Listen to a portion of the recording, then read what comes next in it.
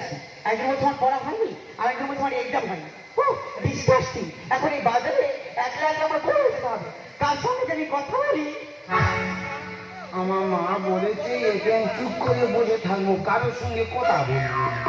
আরে আমাদের উপর কনফিডেন্স না, আর ওকে পাবো না, ওর সঙ্গে একটু মজা করা যায়।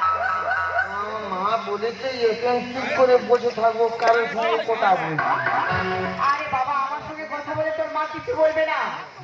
তুই কি বলবি? কি বলিস শোন না। তুই কি বলবি?